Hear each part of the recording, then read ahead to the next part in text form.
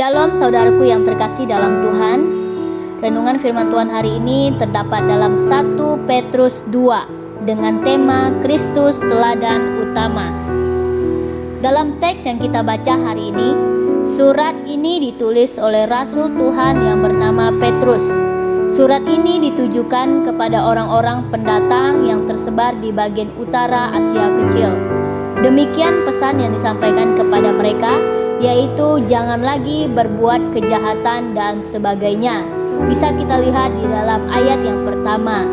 Akan tetapi diumpamakan sebagai berikut, yaitu pertama, jadilah seperti bayi yang butuh sesuatu yang murni dan rohani, supaya memiliki pertumbuhan yang baik. Bisa kita lihat di dalam ayat yang kedua. Dan yang kedua, datanglah kepada Tuhan yang diumpamakan sebagai batu yang hidup.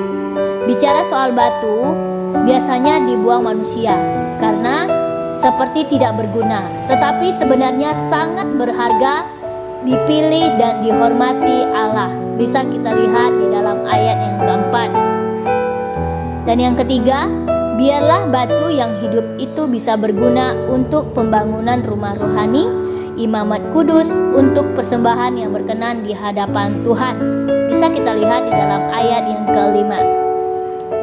Saudaraku yang terkasih, berbicara soal batu yang hidup, yaitu Yesus Kristus itu sendiri.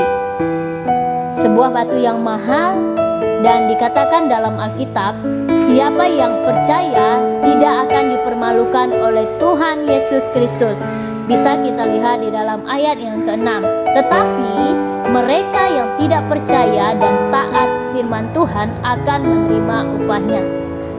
Kemudian diingatkan lagi bahwa sebagai pendatang dan perantau harus menjauhkan diri dari keinginan daging yang membuat mereka jatuh ke dalam dosa. Bisa kita lihat dalam ayat yang ke-11. Akan tetapi ada beberapa hal yang harus dilakukan. Yang pertama, milikilah cara hidup yang baik. Bisa kita lihat juga dalam ayat yang ke-12. Dan yang kedua, tunduklah karena Allah yang memerintah. Bisa kita lihat dalam ayat yang ke-13. Dan yang ketiga, hiduplah sebagai orang merdeka, yaitu sebagai hamba Allah. Bisa kita lihat dalam ayat yang ke-16. Dan yang keempat, hormatilah, kasihilah semua orang, terlebih takutlah akan Allah.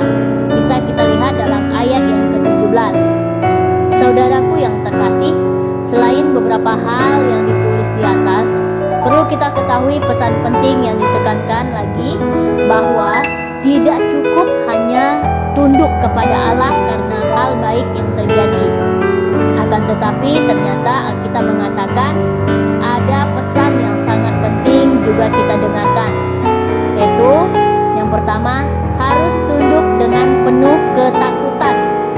Tunduk di sini dikatakan bukan kepada seseorang karena ia baik dan peramah saja, akan tetapi kepada orang yang mungkin pernah menyakiti, menghina, mencaci maki kita juga perlu untuk tunduk. Bisa kita lihat dalam ayat yang ke-18.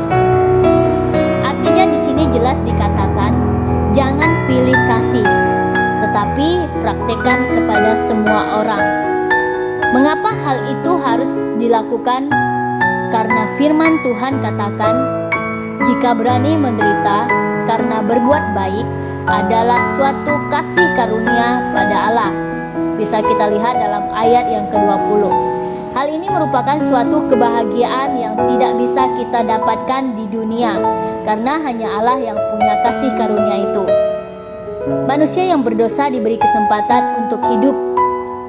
Semua karena pengorbanan yang Yesus lakukan, dengan mengorbankan dirinya di atas kayu salib untuk menanggung dosa-dosa manusia.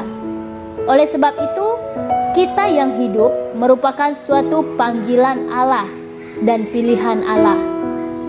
Sebagai umat yang dipilih Allah, harus berani menderita, memikul salib seperti teladan yang Tuhan Yesus lakukan. Meskipun Tuhan tidak berdosa, tetapi ia rela dicaci maki, menyerahkan dirinya, memikul dosa manusia.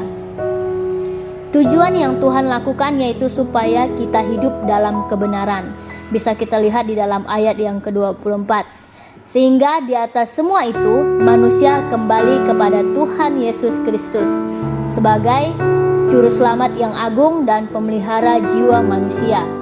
Saudaraku yang terkasih, inti dari semua firman Tuhan adalah hidup kita semua karena kasih karunia Allah. Maka dari itu, marilah kita sadar untuk menyenangkan hati Tuhan dengan cara melakukan kebaikan dan yang berkenan kepada Allah, serta ikut teladan Tuhan sebagai yang terbaik dalam hidup kita.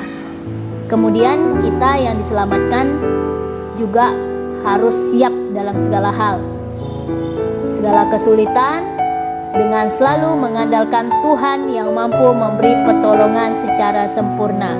Selamat beraktivitas, Tuhan Yesus memberkati.